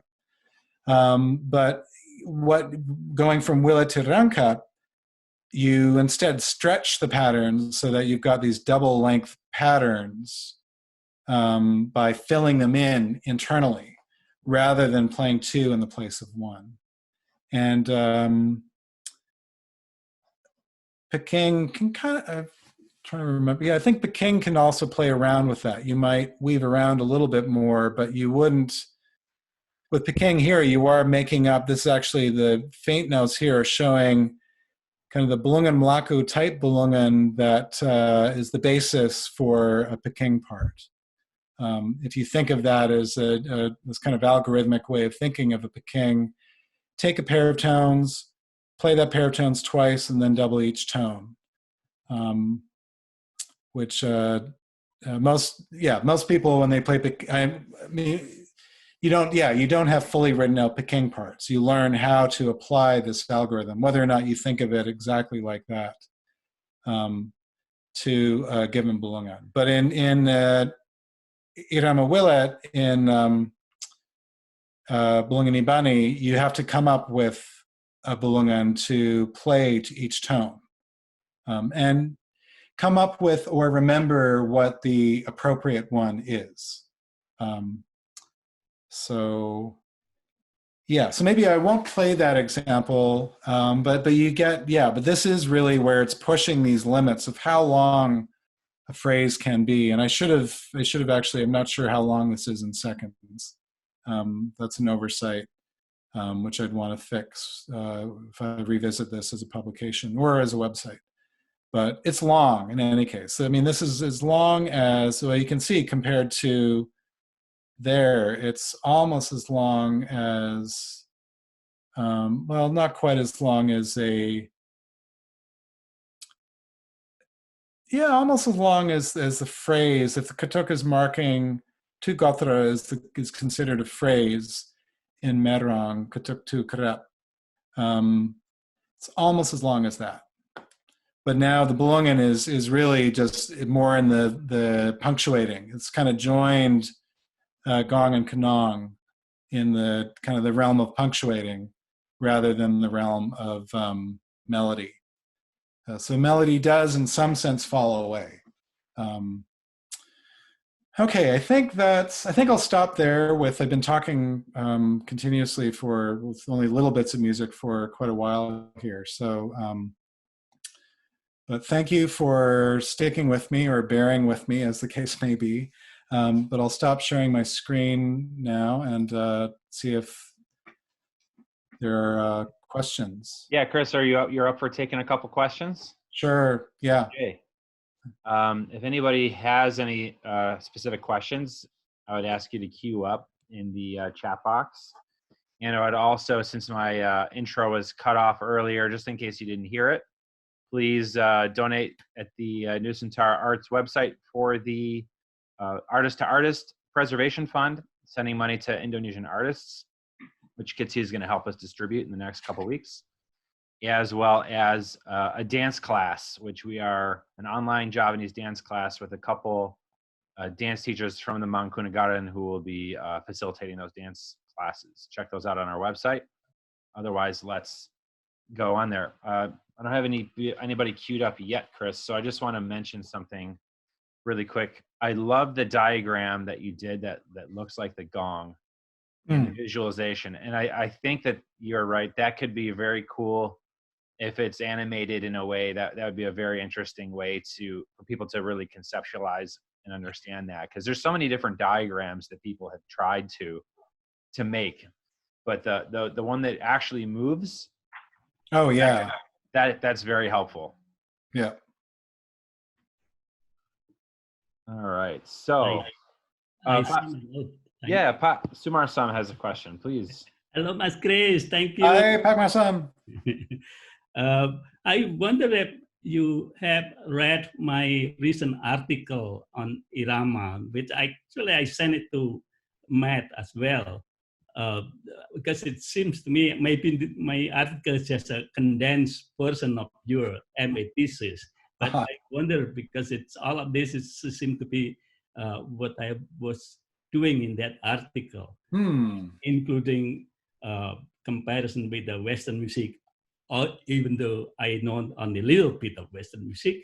So just curious if you have. Yeah, actually I did. Yeah, I made a note of that when it came up, and I have not yet read it. So I look forward to reading it. But my question is really, since you're touching on the cognitive psychology, which I don't know anything about it, except learning from Mr. Google. I know about maybe that much. But. Right. So my understanding is perceptual experience come about as a mixture of innate sensory stimulant with external references. And it seems to me, if you talk about Irama changing in real time, that's sort of an innate experience. But then whether you want to expand that perceptions to include understanding of originally how music is being composed, how a piece of music being composed, or in what way the music is, in what context the piece of music being composed. If you put that all together in one package of perceptions, then it's become a larger. And I was, the best example would be a pangkor. It's turned out not to be composed from the Balungan Irama 1 and 2, but rather it was from transformation of Mocopat Pangkor into Irama Billet. So that's the complexity. That I'm happy that you mentioned about the mechanism in which Irama changes, but the Pangkor example Irama changing has a lot to do with the melody. Yes, absolutely. Right. So that's a good example. Another example would be lantaran gugur gunung, for example, which is sort of gugur gunung is a kind of gotong royong communal work, and try to figure out whether the gugur gunung, this is a kind of external experience, whether gugur gunung is being composed following the concept of gotong royong in Indonesia or in Java.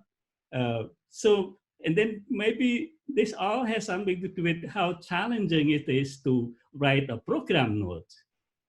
Because when in program notes it's very short, and you want to incorporate these two internal, external experiences. That it's now that Gugur Gunung was composed to accompany the monkey armies helping Rama to cross the ocean. Mm. So this is a challenge for us to write a program notes. If you think of Warsaw Tiningrat works, which part of Warsaw Tiningrat is actually a myth, and part of it is actually close to his own experience. So becoming a big topic to think about. So what's your take on these things? Do I ask too much to the listener? For the example, with the example of Gugur Gunung. Yeah, for the example and the fact that the listener will have to know both internal and external experience of a piece. I see. In order to be more meaningful. It's still, if you pronounce that, it's still meaningful. But whether if you know the external references, it will be more meaningful. Right. Well, but I guess by the same, I mean, you could think of just like you don't need to know how to play Gender to appreciate Gender. Right. And you might not even know to listen closely to Gender for it to be important for your experience of gamelan. Just thinking of it as like this instrument that is really quite quiet. And with Pankor will be something to explain. Right? Pankor. Yeah, the piece, not the instruments. Yeah, so I mean, I guess why I went to the instrument is just that analogy of like that. There are these sort of layers of knowledge that you can get to, and of course, the more you know, the richer an experience you will have. But even without knowing any of that, you can have some appreciation of it. Otherwise, otherwise we would have no audiences for gamelan concerts in North America, right? But the thing is that we really need to be responsible writing a program, for example. Yeah, right. And deciding, but that's a really, I mean, but then there are other interesting questions, and I've thought about this a bunch. Is a gamelan concert, I mean, I think the tendency for those of us in university groups is to think of concerts as educational, and as well they should be, because for the students, certainly, in the ensembles that we teach, but even more broadly for an academic audience, that you want to bring them into the music. And so, so you might put together a program that represents different facets of the gamelan tradition. So you might have one Joja style piece, you might have a langgam, you might have gending bonang, and like, would you have a gending bonang plus a gending soran and a normal klanengan? But it's a departure from a klanengan program. So there are even choices in the programming that relate to this question of but then also gets into questions of representation. And are we misrepresenting a tradition by, and that's a rich topic, the idea of putting a gamelan on a concert stage and having people sit in the audience as if it's a concert tradition.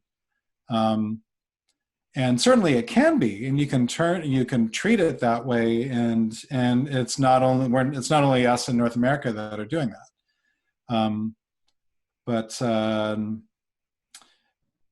So I guess, I don't know, that would be, that's where I go with that question, kind of thinking in a broader frame of, but certainly, yes. And then program notes can be a way, and they're often done this way. So Barry Drummond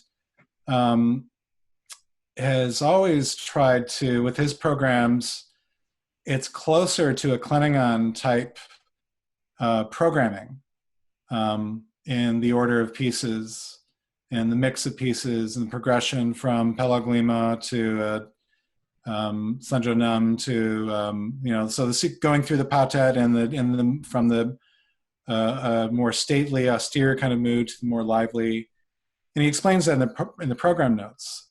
So he uses the program notes to kind of rather than a lot of spoken introduction and never a demonstration, to kind of give a sense of what the music is about, which is different than what maybe some of us do, what I've done at times. And then the thing that I tried doing a couple times, and I thought it worked quite well, is and actually I guess it was really inspired by Phil Simovich sort of proposing to present. It's entirely actually all credit to Phil for this. But some of us here, Phil, you'll be happy to know, have taken the idea and run with it, of just presenting a Klingon as the event, not trying to shoehorn it into concert format. So Gamelan Kusumalaras in New York. Hello, Anne. I see your name and as a Zoom listener. Thanks for sticking with me here. And everybody loves it as far as we can tell. So, and it really, and the way I described it, it allows the music to breathe, to be able to play big gending and not worry about boring an audience. Like if the frame of the event is different, I think it allows for that. And that really, that actually gets to, it's not just about, of course, Gamelan is not just about the things that I talked about for almost 2 hours this evening.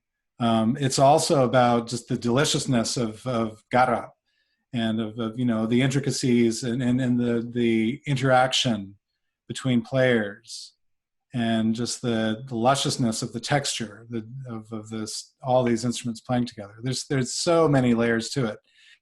The variety in different forms and vocal melody. So all that is hugely important. But I think there is something about the scale that is a really important, fundamental aspect of not just court gamelan music. And that was I think a wonderful thing that came out of that was really emphasized by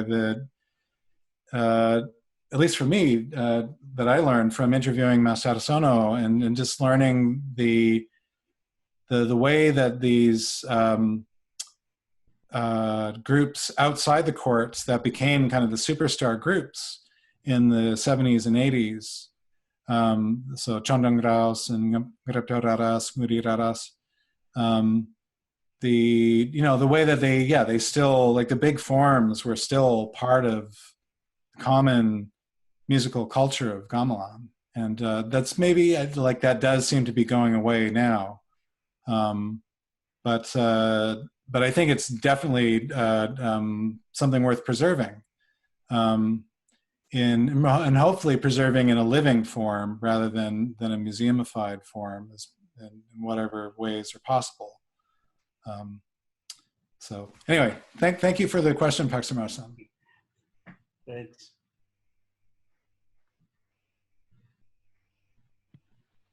Anybody else have a question or a comment for Chris tonight? Feel free to jump in if you want to. Chris, I do want to mention that we did Bedoyo Pankur here in Buffalo.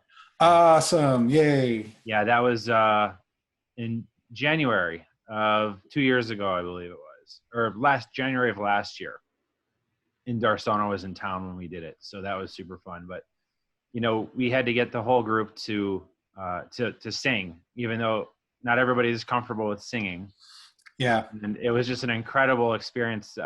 People in the audience loved it, and I find people in the audience like a lot of things that people would assume the audience wouldn't like. For example, at the show where you came to Buffalo and sang with us and played with us, our first big show, we played Gending Bonang Imoanendo as our second piece of the evening, which is like a 35 minute long piece. And that was, I heard that people loved it. It was their favorite song of the entire evening was a 35-minute long Gending Bonang piece.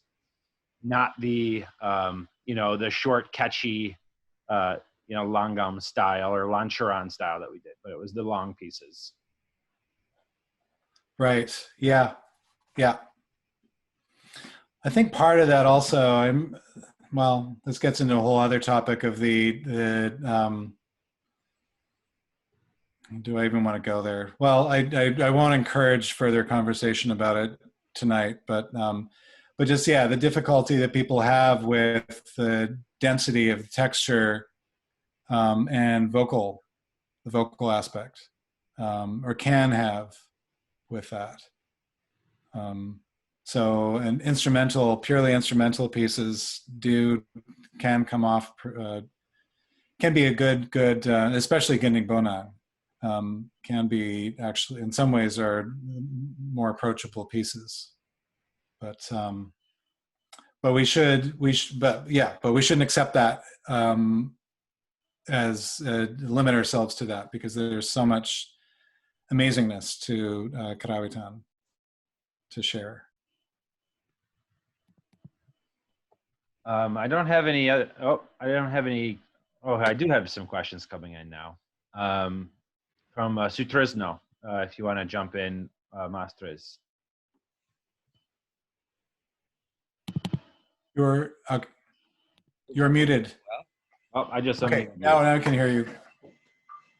Thank you very much for your clear information. I like the way how you explain the ratio about irama in such interesting ways, which is more visual, analytical. That is even more interesting, especially from my own perspective as a Javanese. I never think that crazy analysis and you can visualize it very clearly. I learned a lot from your explanations. I hope this video, if can be shared to most of Javanese musicians or scholars who understand how Western scholars analyze such that way. That's very interesting. I never heard, especially from Indonesian or Javanese perspectives on such of explanations.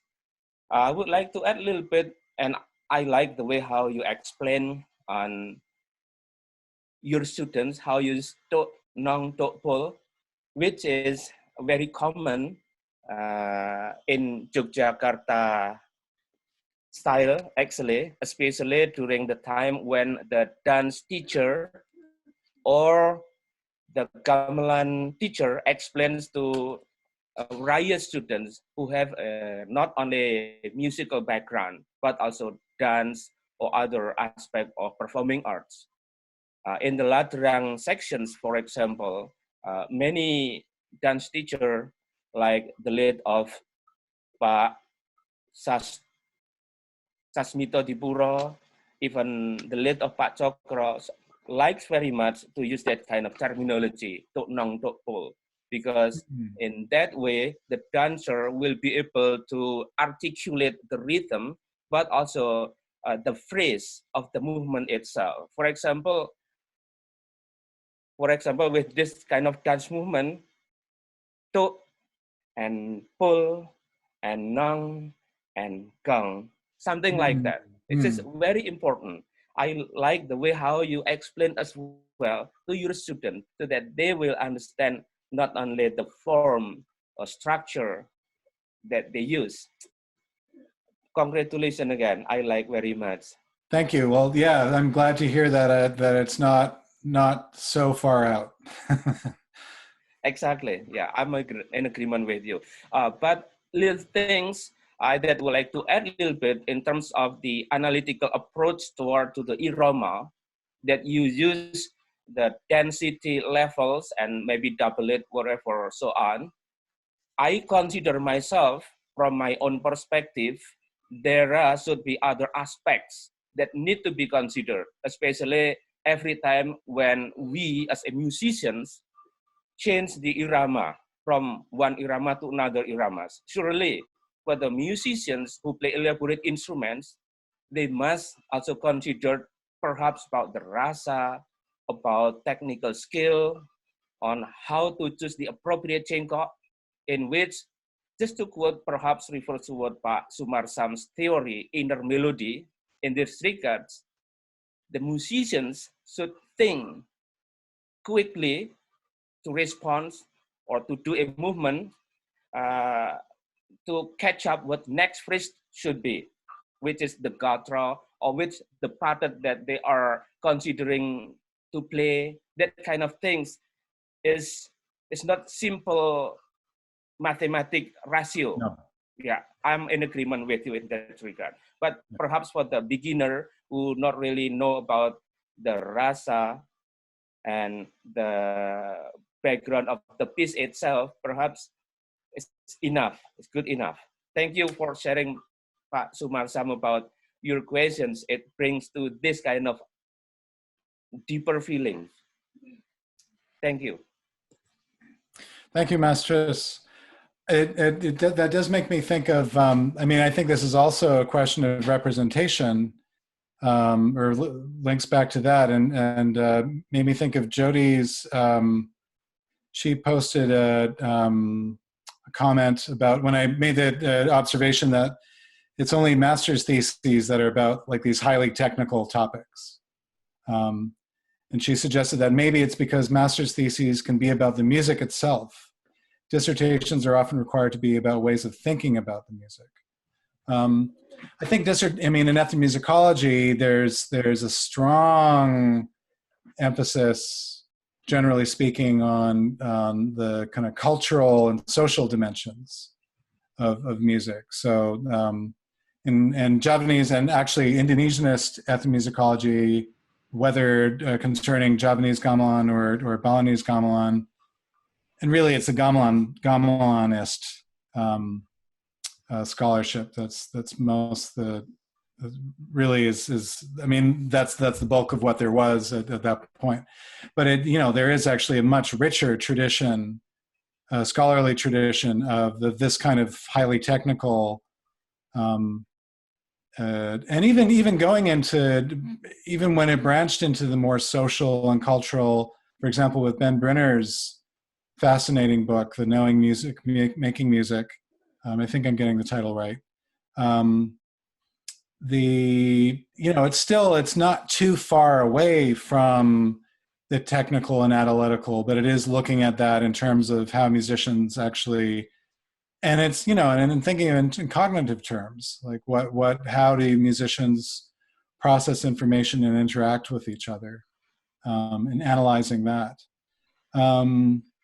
But there is, I think the other reason maybe why master's theses, why this kind of a topic like this tends to be more an article or master's thesis, is that it is a little too, it runs the risk of being a little too formulaic and mathematical, and a misrepresentation in that way, precisely because it overemphasizes those aspects over, even if you're remaining within the realm of the music itself, to talk about rasa or the meaning, kind of the meanings and the aesthetics of music, of a ginding or of performance practice.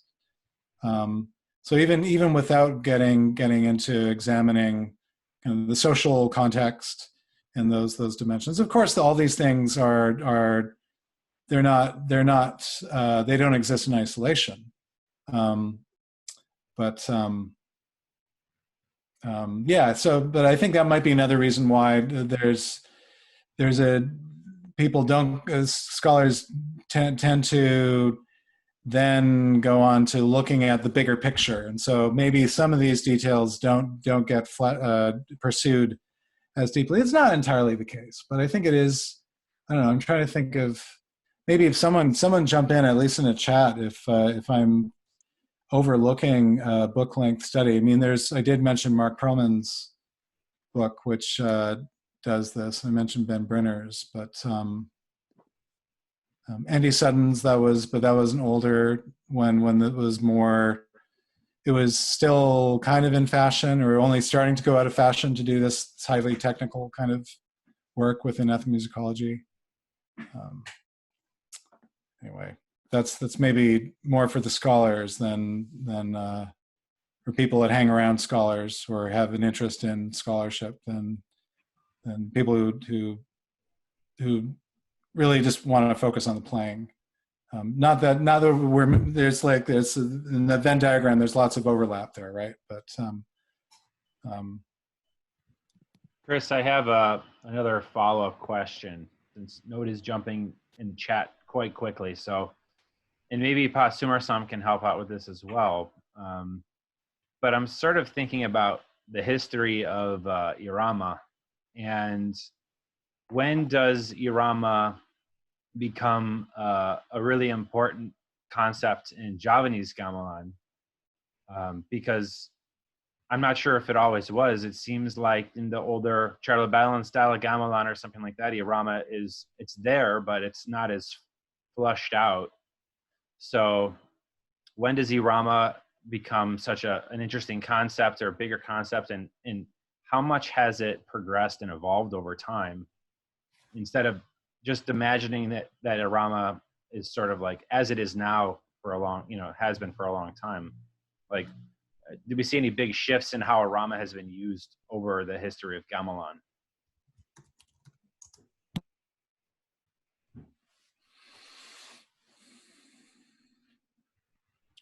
I guess, well, yeah, I wasn't sure if I was going to answer first or someone else. I will defer to Pak Marsam as far as any historical questions.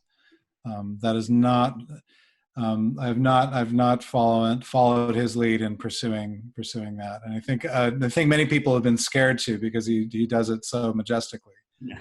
So. Well, I mean, I don't think I know the answer to that question myself. The thing that perhaps we can do is to conjecture how these things happen. I think I sort of mentioned a little bit in my book about these two different styles of gamelan, loud playing and soft playing. And you can think in that way in terms of the irama, that might be the soft playing is sort of like a piece like a Putra Warno, Pangkor, and all of that things. And then might be the musician remember of the loud playing, and then you combine that all together to becoming the play of time in terms of one particular piece. Now, again, this is only conjecture. I don't have any proof to support this kind of thinking. Even way more speculative, but I'll throw it out there, is that I'd like to imagine that both the scale of court-style repertoire, which then got taken up, at least some of it, outside the courts, at least at some point, that historically would be really interesting. I don't know if there'd be a way to how you could find that out. When Big Gending started being played outside the courts, if that was more later phenomenon, or if that was happening in the 19th century. But I like to think of the reason that that those big pieces came to exist is the same reason that Irama came to exist, and it was a bunch of musicians sitting around being musicians because they were employed by the courts to do that, with a philosophy, sort of a fundamentally Hindu-Buddhist, but also, and Judith Becker's work on this is fascinating, with the way that the mystical strains in different religions kind of get interwoven. So the mystical strains in Islam, it's the Tantrism is compatible with much of that, and so that's part of why it persists. But that Buddhist notions of like the ideas of what's good for meditation, what's good for opening our perceptions. That was part of the impetus to create these really incredible long forms and ways of exploring time. That part of it, even if it wasn't explicitly thinking of it in those terms, that there was that kind of exploration going on. I don't know whether, and again, because I haven't learned Javanese to any appreciable extent. I haven't read, and I still haven't even read in translation, because I've been so more contemporary, but haven't read transition like the Sera Tenentini and other scholarly works from at least the 19th century. I'm not sure how old the oldest of those are, but like if there are any clues there about conceptions of time and whether Gamelan was considered a way of exploring that. But one other answer to the question though is that, so even if Chodobalan as it's usually played, well, so take the example of Mongang. In the way that it's usually played now, it does have something like Irama. It does slow down and expand. Whether that is transferring Irama onto that, or whether that was the way that it was always played, at least with one level of transition. There was Mark Perlman is noting Balinese use of rhythmic density, and that is interesting because with Balinese there isn't so much the cutting in half and doubling in parts. It's just everything gets faster or slower. You do get something with Kotakan with the interlocking parts where all instruments will play the parts together when it's slow, and then they'll break into halves, playing part of the figuration when it's too fast to do so. I see Mark raising his hand. So may I just jump in there? Actually, when in my conversations with the people who know much more about Balinese Gamelan than I do, when we compare these things, the result, if I'm not mistaken, is that what's really different is that in Java, rhythmic density, Irama, is a performance parameter, whereas in Bali, it's baked into the music. So you will find Irama transitions in Balinese pieces, but it's just, that's how you play it, and at this certain point in this piece, it slows down, and then, the gangsas double their density. And where you is that in Kabyar, or is that in older forms also? It's certainly in Kabyar. My sense is that you find it in Lambatan as well, but I couldn't. But don't hold me to that. I'd have to go back and check my notes or listen to a few recordings. But well, no, actually, I think I can say that I've certainly heard Lambatan pieces, like Gongade pieces, where, there's so the introduction, for example, slows down and then kind of settles into an irama, and then, it transitions kind of like Geni Bonang from Merong to Inga and Sesagan. And those transitions are also irama-like, but there's no options. And when you think about really where you have options, like performance options, choices in Javanese gamelan with irama, it's an interesting question there as well that could spark some speculation, because in the larger pieces where you have Merong and Inga, traditionally, as I understand it, you really didn't have any choices about irama in Merong.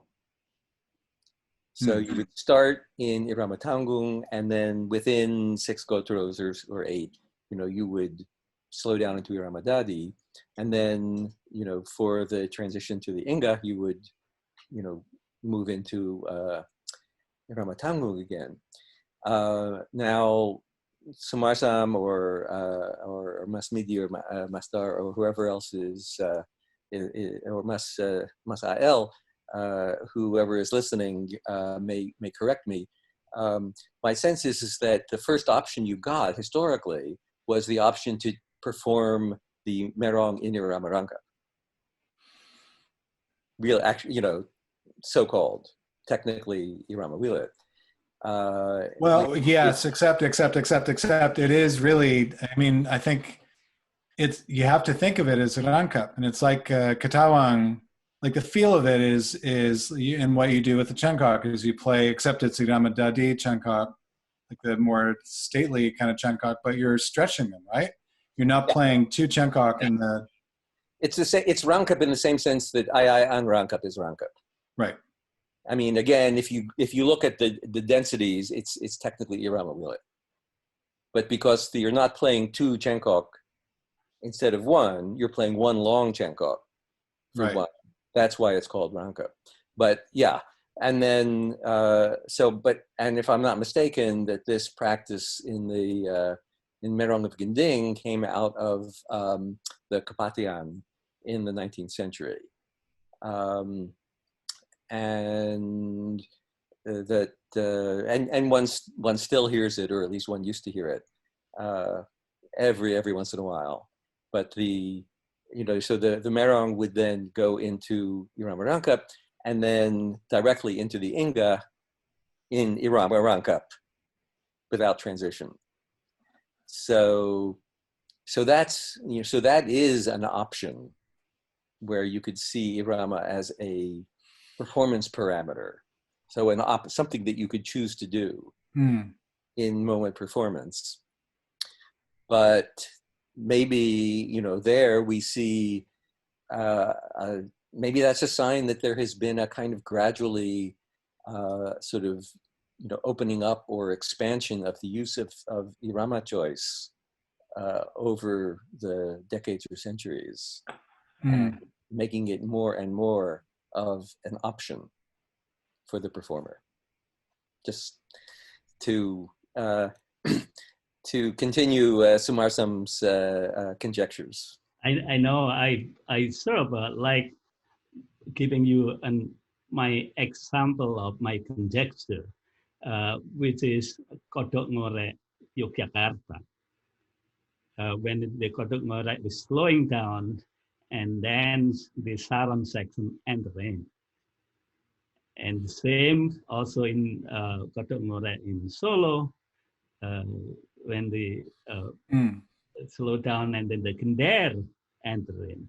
So that's sort of maybe if you can think of this Kotok Ngorek as one of the ancient ensemble, maybe that's where the Irama playing Irama started. Well, again, a conjecture. Right, because we don't know whether that was a more recent way to play Kotok Ngorek. Well, I don't think I think it should be considered as an old practice. Yeah. Like that in Jogja is really you have a set of Saron and Temong be embedded to be incorporated into the changing of Irama.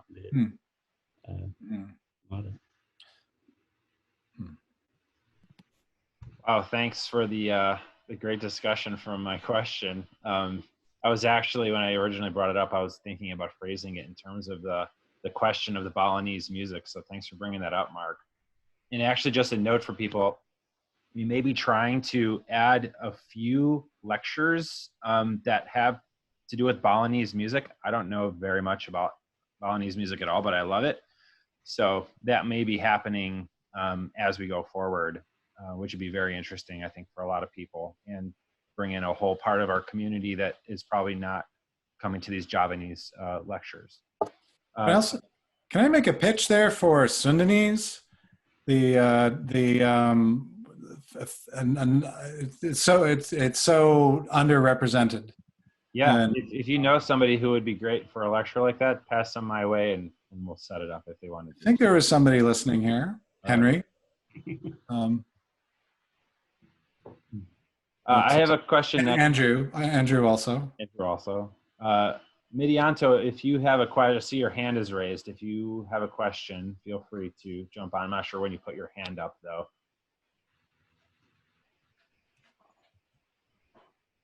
Oh, here he is. Hi. I Hi, actually, Pakmedi. hello, Mas Chris. A great information that I learned a lot from Professor Sumarsam, also from Professor Mark Froman. That's always learning from these events. No? But actually, I didn't raise my hand. Where did you see it? It's some feature that I don't know. I could see it on the list of participants. It says Midianto. Oh, you have technical problem, Matt. Oh. It's a ghost okay, in well, the machine. yeah. Well, anyway, I just want to add a little bit about changing irama, like the Monggang or Kotok Ngorek. I think there was, I don't know if the evidence is like Professor Sumasan said, is this treated like that for a long time on the beginning about playing Kotok Ngorek or Monggang. But when you changing irama, the drum pattern is also different. Mm. So, and also Professor Pramant mentioned about changing from changing irama Merong to Inga has to changing, but there are also lots of gending that right now from Merong to Inga is not changing irama. It's only using a different kind of treatment. An example, there's the famous gending like Kembang Lumbu, that's composed by Pak Marto. There is no changing irama, and Mugi Rahayu, so everyone maybe know, there's no changing irama, only treatments. Thank you very much. That's my little thing. Mm-hmm. Thank you, Pat Midianto, as always. Does anybody else have any comments or questions? It is getting a little late, but if there's one more, we can throw one in. One thing, I mean, as far as talking about sort of the history and connecting history and preservation together, I do find it, for whatever can be said about whatever complaints can be lodged about Champarsari in terms of obliterating the audience for the kind of Karawitan so many of us here love so dearly. One thing that it does can be said for it, or one thing it preserves, I find it fascinating that it preserves it. They have the kind of Rangkap type treatment. And I do have a YouTube video queued up of Yeneng Tawang, where they right at the close to the beginning, they go into Rangkap. They, in the sense of slowing down, the phrases are the same phrases, just twice as long. So that does seem to be fundamental enough to Javanese aesthetics that it's still part of Champarsari, even as so much other stuff is thrown out the window. So maybe I'll just, because it is late, maybe I'll just paste the link in the chat. Yeah, that'd be great. Thanks, Chris.